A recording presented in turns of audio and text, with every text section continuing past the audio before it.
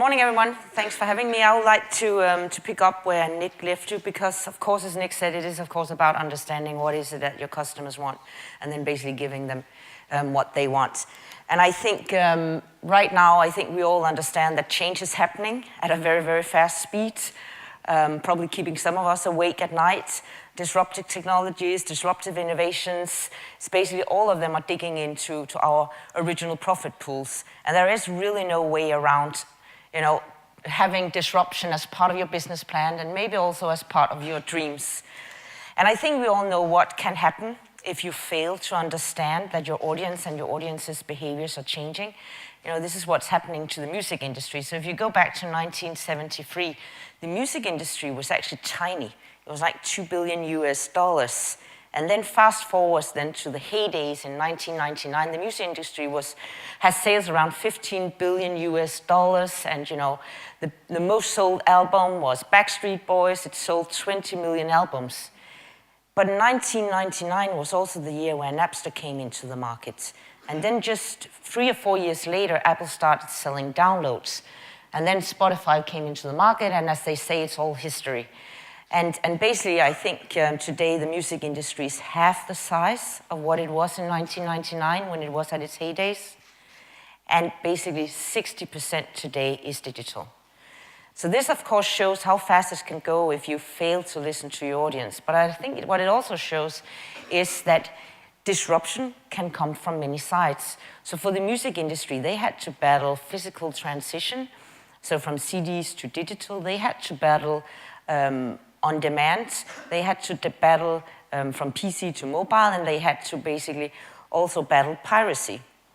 So I think these are some of the things that we basically all need to pay a lot of attention to when we look at where we take our businesses today. So then what about TV? What about disruption in TV?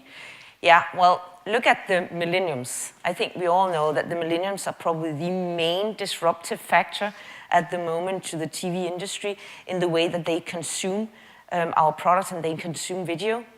And the millennials is like this undefined sect, right? They're born between 80 and 2000. They spend 23 hours online per week. They say no to linear TV, it seems, and their viewing patterns, their consumption are totally different from what their parents was.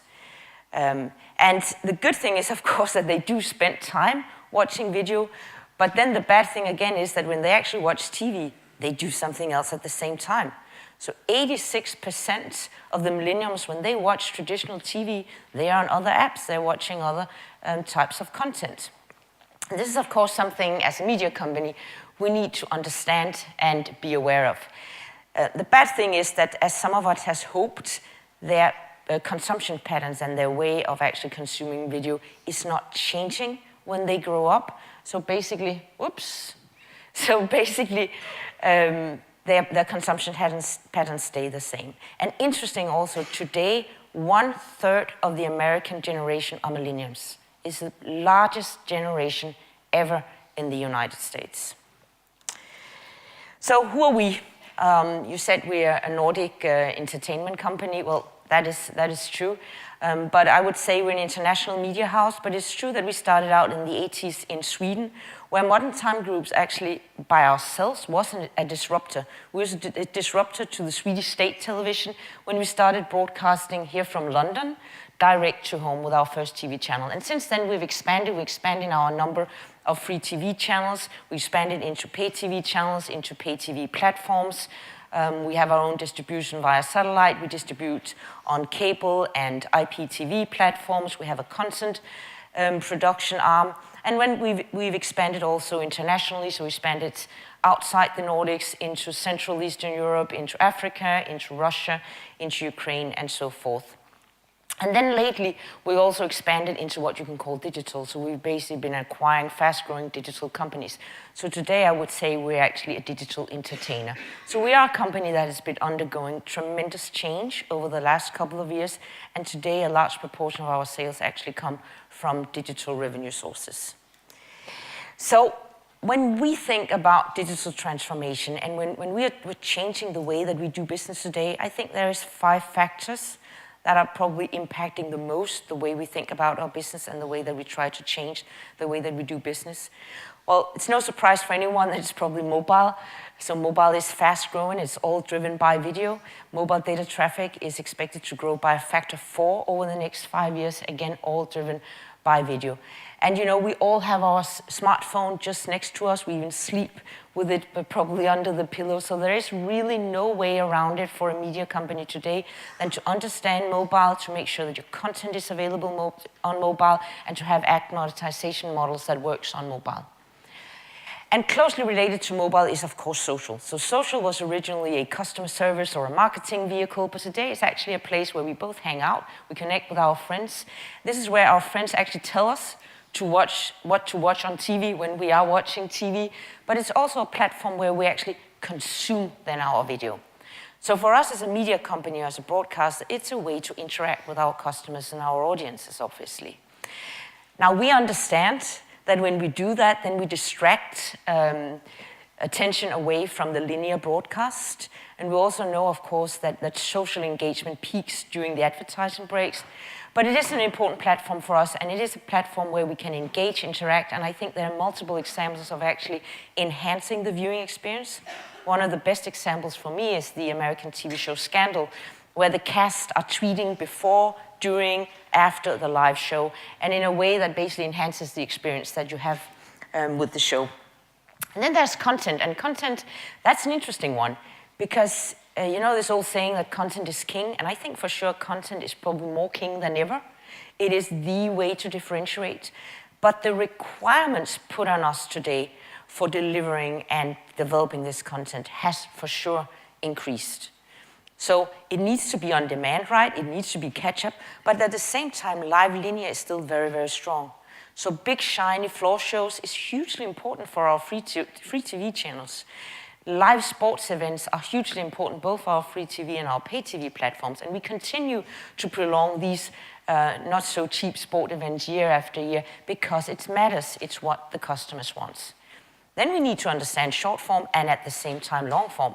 We need to understand global content, but we also need to have local content. So there's a lot of talks about local being dead. Now we have the Netflixes, HBO and so forth in the markets, but that is absolutely not true.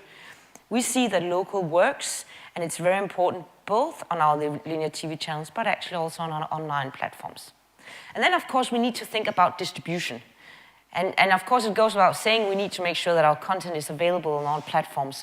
But the complexity in understanding distribution is just growing exponentially. Every time there's a new app out there, we need to update it. So for our product team, it's a huge complexity actually in making sure that the content can be available on all these new platforms. So I think the main conclusion here is that content is king more than ever. It is basically to obsess about more than ever, but it needs to be right, it needs to be relevant, and it needs to be engaging. And then, of course, if your content needs to be right, relevant, and engaging, you need to understand what makes it right, relevant, and engaging. And that means that you need to have all your content decisions today driven by data. So it's data, and it's business intelligence, and it's analytics. And at the same time, with all the new digital businesses and digital business model, we see new advertising formats coming out. So like native advertising, branded content, and we also see new ways of monetizing. So we have programmatic platforms and so forth. So ad tech is also becoming more and more important for us. And I think it's Gartner that's predicted that in 2017, your CMO will actually be spending more on technology than your CIO do today. Really? Yeah, but I think it's actually true. So we are actually seeing that madmen, they are now becoming mathmen, right? They are becoming like sitting there developing algorithms, finding ways to target the audience better. It's a data scientists, it's mathematicians that we have associated with our marketing departments. And last year, we saw a number of monster funding rounds into ad tech actually coming from media companies. And I think today there's like 3 big ad tech companies that actually make the unicorn list from Forbes of being privately funded companies of a value of more than $1 billion. And then the fifth factor, the millenniums, we talked a little bit about that. And the millenniums are, of course, changing behavior. And we need to understand what it is that they want to watch and where they want to watch it. And then, of course, we need to understand what is it these guys love. Who are their heroes? So who do you think the heroes are of the millenniums? And we just have the Oscars, so is it like Leonardo DiCaprio or Jennifer Lawrence or George Clooney? See, when I mention George Clooney, this is where people, they start looking down at their feet, you know, and this is when I realized that I am truly not a millennium anymore. I'm from '68, so I still think that George Clooney is hot. But anyway, when you look at the number of stars actually among the millenniums, it's YouTube stars. So it's like the PewDiePies of the world, the gamers that's been filming themselves doing games and now has his own TV show on YouTube called Scare PewDiePie. So that is really what it is all about for us when we talk about digital transformation. It's about following the eyeballs. So let me show you a little video about where the eyeballs actually are today.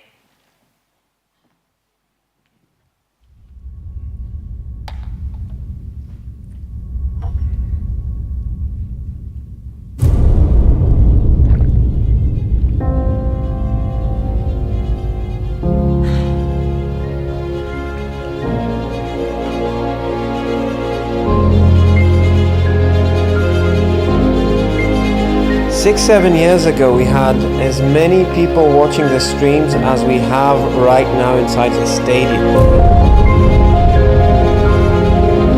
A dream for every gamer in the world to come here and play in front of you. The atmosphere is electric. One of those goosebump moments. The nerd chills were definitely out in full force. This is a moment that every player, every caster, every fan dreams of.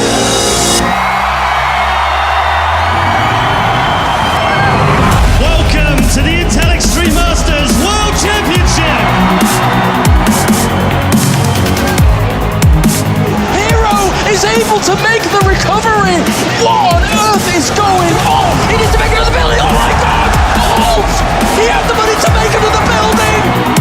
He absolutely played his heart out. You could see how drained he was. We know absolutely what he can do, but I think all of us had no idea that he could win that fourth map.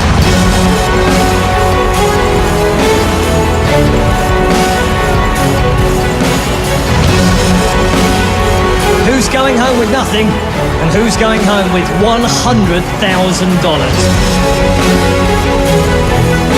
The champion of the Intel Extreme Masters World Championship is SOS!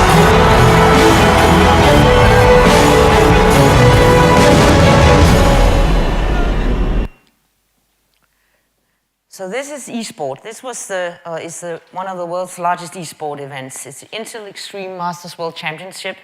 It was held 2 weekends ago in Poland, in Katowice, over 3 days. 120,000 visitors over 3 days.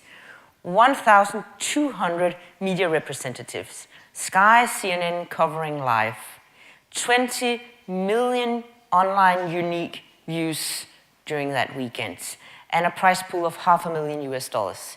And I tell you, as a non-millennium, if you get a chance to go to one of these events, you should go, because it's truly an eye-opening experience, and it's fantastic to see the passion of the fans at an event like this.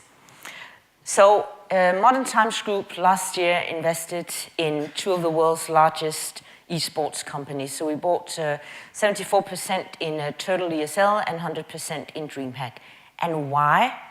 Well, because this is a sport, and it is a sport, as many media executives have realized, where basically the audience and the interest is growing, exponentially, and the audiences are so engaged.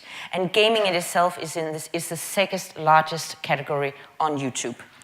So gaming is the second largest category on YouTube, but it's not only gaming and music videos, it's actually web content or content produced for web only in itself that is seeing tremendous growth. And also as part of that, the multi-channel networks. And multi-channel networks is a very, very interesting business, and this is a business where a number of media companies over the last couple of years has invested heavily into it. And why? Because this is about viewership. So MCNs gather viewerships, they gather the millenniums, so it's where the millenniums hang out and follow their fans. And it's also about getting access to new digital stories, and for broadcasters also about getting access to new distribution platforms. So what we've also done over the last couple of years is we've invested into multi-channel networks, obviously because it gives us access to the eyeballs, it gives us access to fantastic storytelling, and it gives us a platform for actually being a digital storyteller. So we've invested into Zoomin, which is a global MCN. We have Splay, which is started out of the Nordics. And what we're also doing is we're building local MCNs. And this is then an example from Bulgaria with 7 talents. And what is this about? Well, it's part of the same strategy. It's about following the eyeballs. It's about the digital stories. It's about acquiring digital brands, because that's actually what an MCN is. It's a digital brand. So for Modern Times Group, the way that we look at our digital transformation is basically we come from a very strong starting point where we build our position within free TV and pay TV, building strong brands, having a big reach, and then getting access to the greatest content. And then we basically ventured into SVOD quite early with an on-demand service in 2007, and we relaunched that, what is today Viaplay, which we relaunched in 2011, which is an SVOD platform with first pay, movie rights, with our own productions, our TV content, and then our live sports. And then over the last years, we've increased these investments into different video online platforms, AVOD services, and last year, as I said, we invested 170 million euro in these fast-growing digital businesses. And actually, when we look at this from a more local perspective, it's the same thing that we're actually doing. So if we look at Central Eastern Europe is an interesting market because actually we are not as far on the digital curve yet. So it's a market where TV is still very, very strong. It's still growing, though in the lower single digits. But it's also a market where online at the same time is growing very fast and actually at a pace and a rate which is higher than for rest of Europe. So when we look at how we go about this in our Central Eastern European markets, our digital transformation and strategy actually comes from the same notion of building a strong position first as a broadcaster. So in our markets here, we are number 1 broadcaster in 4 out of 5 markets, and in the 5th markets, we're number 2. We have pay TV services there, we have radio, and that has basically enabled us to build very, very strong brands which are loved locally. And we've used that position then to venture into the digital space, building digital reach. We've focused very much on doing this with video, but from video and strong video platform, we've also started building strong verticals. And the interesting thing here is actually that we start from our strong position of either very loved brands, very loved hosts, and then we build the verticals, but the vertical becomes separate brands, so they actually become, their own little business in itself. And then the first part of the local strategy is basically building local MCNs, where we attract third-party content and third-party talents also. And then to show you, or just to tell you a little bit of an example of how that actually works for us, because that actually means that we can increase our viewership quite tremendously. So let's take an example from this autumn from Bulgaria. So when we premiered Big Brother, which is a big shiny show, big show for us there, we premiered on the evening with a share 40. Now that's equal to 1 million viewers in Bulgaria. But over the same days, we had 6 million viewers on all our other platforms. So from 1 million viewers to total 7 million viewers. And that matters for a broadcaster, of course. And then as the last thing that we're looking at now is to try to figure out how can we in our digital strategy get closer to the consumer's purchase behavior. Now, one of the trends which is very, very strong in the Central Eastern European markets is e-com. E-com is growing very fast and it's growing faster than other parts of Europe. So some of the things that we are doing right now in, for example, Bulgaria and Czech is that we are going into market spaces and price comparison sites. So basically trying to get closer to the consumer's purchase behavior and driving traffic from our different media platforms and into those sites. So, to sum up very quickly, I think the fast conclusion here is that the only constant right now is actually change, and there is really no way around it other than just dig in there and sometimes hope for the best. But let me just try to pull you back to the music industry then. So if the music industry today is half the size of what it used to be, is it still relevant in a digital age? Yeah, absolutely. Music is more relevant than ever. You know, we all carry a music device with us. The most watched video ever on YouTube is a music video, it's Gangnam Style. And the most loved celebrity on Facebook is a music star. The most followed person on Twitter is a music star. 29 out of 30 video watched on YouTube is music. So, you know, music doesn't have a problem with the product. The product is extremely strong. But of course, the big learning here is that just within 10 to 15 years, the business model of the music industry has totally changed.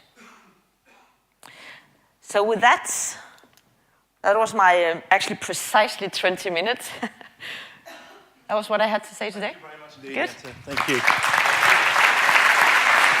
I know you have a car waiting to take you to the airport, so you're in a hurry. But is there a quick question for Jette from the audience? Does anyone have a good question on MTG's transformation or some of the things you've heard? There is a question down here at the front. If we can get a microphone over here. Sorry, in the middle.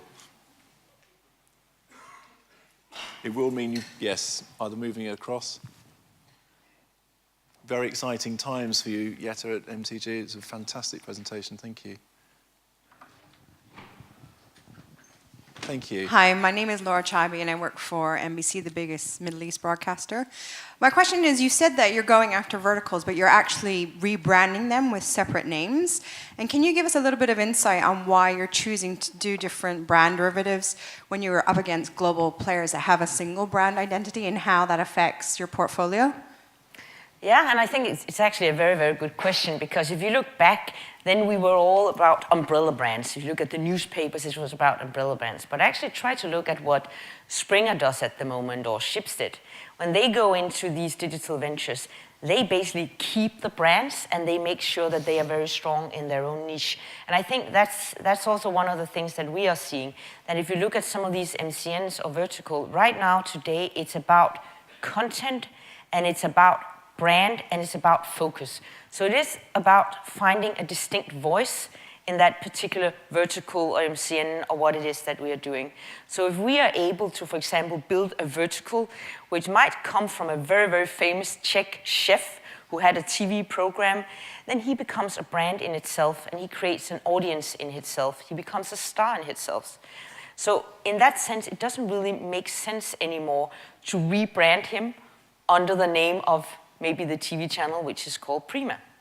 So that's why we do it, and I think it is something that is very interesting to follow, that the guys that will probably succeed today are the ones with the strong brands, the ones with the strong content, and the ones that are able to focus and have a very, very distinct voice in the field that they are basically trying to play in. Thank you for that, Jette. Thank you very much indeed. Safe journey back.